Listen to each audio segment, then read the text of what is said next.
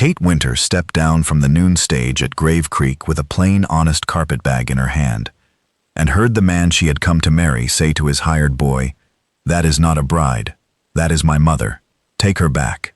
Kate Winter, 34, in a plain gray traveling dress and a plain small bonnet, closed her fist slowly around the carpetbag handle. Her hair had gone silver at 19.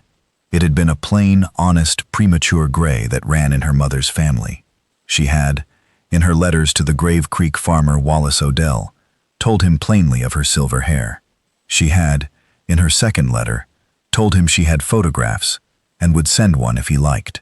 He had written back that photographs were not necessary. The letter itself was ample. He had said, twice, that maturity in a wife was preferable to youth, and that a widow of 34, with plainly honest habits, was exactly the sort he had in mind. He had, on the depot boards at noon, changed his mind. He said, again louder, so the porch of the depot would hear him plainly, "Take her back." His hired boy, 16, plainly ashamed, said, "Sir, please."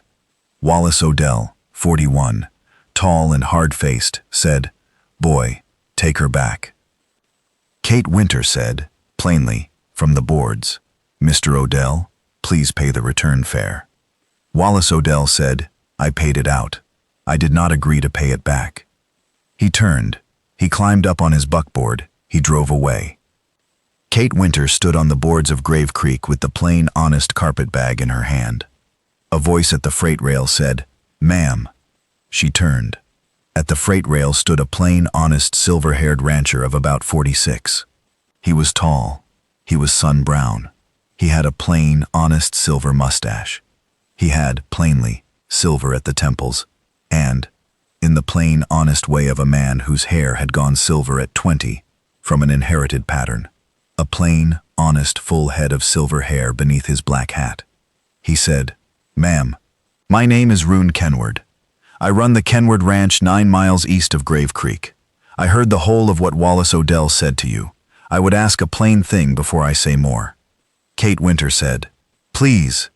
Roone Kenward said, "May I take your hand for a moment? I am not going to shake it. I am not going to press it. I would like to take it and to say the plain thing I have to say into it." Kate Winter, slowly, held out her hand.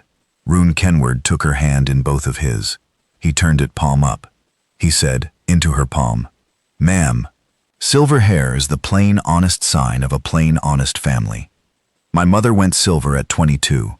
My grandmother went silver at 18. I went silver at 20.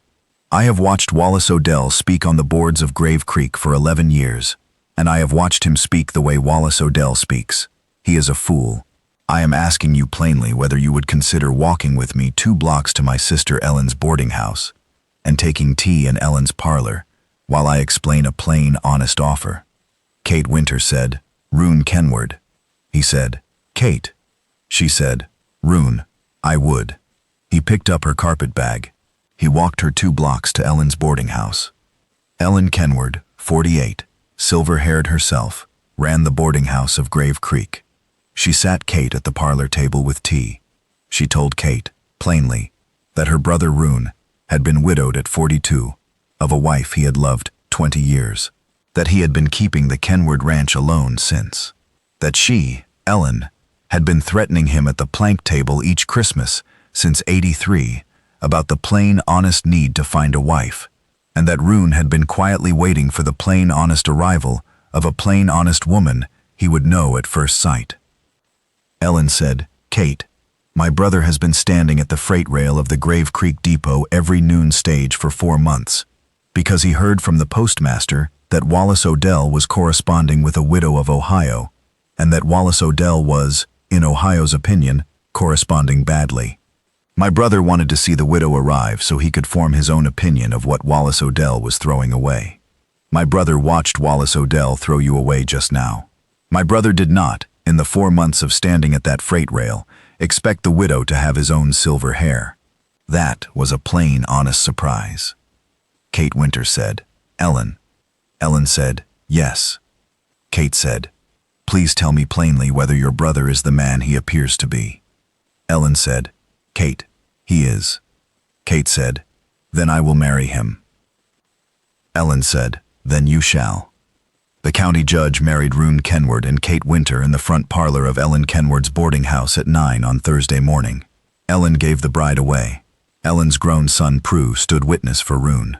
Kate wore her plain gray traveling dress and a small sprig of prairie yarrow at her collar. Roone wore his one good coat.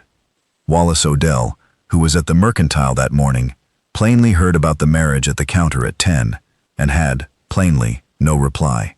He would, in the weeks following, be quietly informed by every merchant in Grave Creek that a plain, honest widow of Ohio, with premature silver hair, had, in a plain, honest 15 minutes, become the wife of the plainer, better rancher of Grave Creek, and that Wallace Odell had, plainly, put himself out of contention.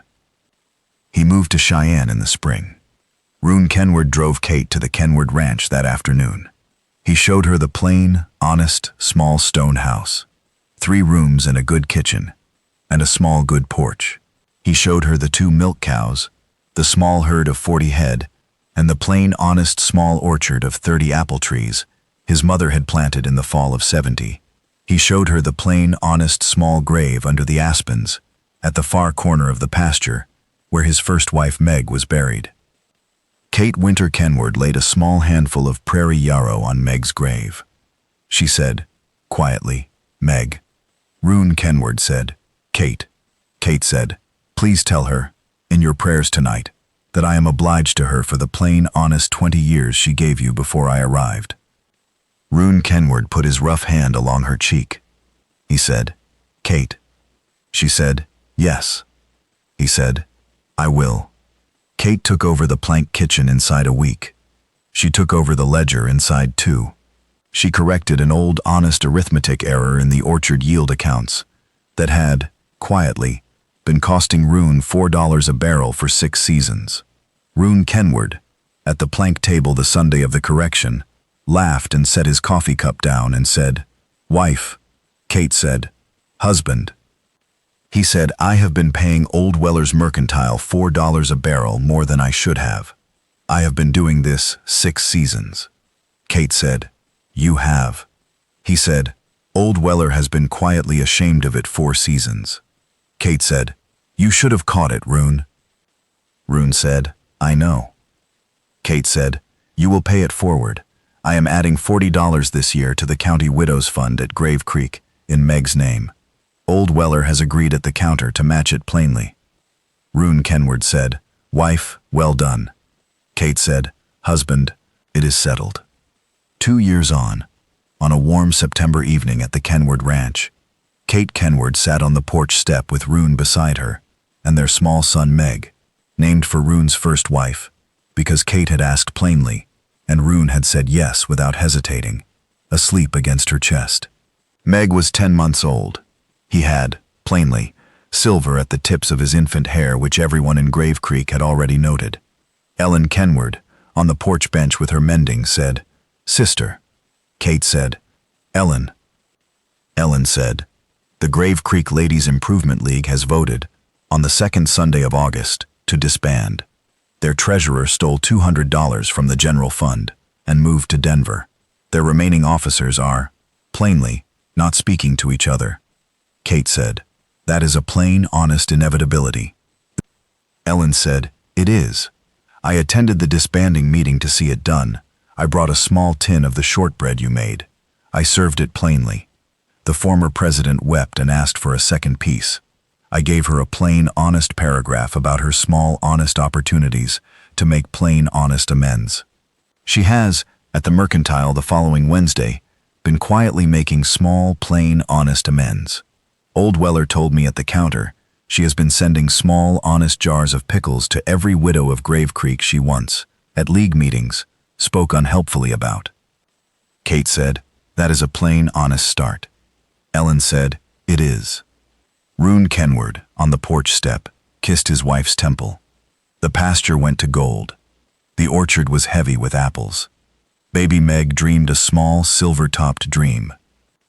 And Kate Winter Kenward, who had stood on the boards of Grave Creek at noon on a Wednesday in April, with a plain, honest carpetbag in her hand, while a plain, honest fool told a plain, honest hired boy to take her back, put her cheek against her husband's shoulder, and understood that the good, slow country had, in its good, slow way, put a plain, honest, silver-haired rancher at a plain, honest freight rail for 4 months of plain, honest noon stages, so that he would be there at the exact plain, honest 15 minutes to hear a plain, honest fool speak, and had, on the strength of one plain, honest, silver-haired hand offered to her palm up, and one plain, honest paragraph spoken into her palm, given her back not just the boards of Grave Creek but the whole rest of a plain, honest household under a plain, honest, silver-haired roof.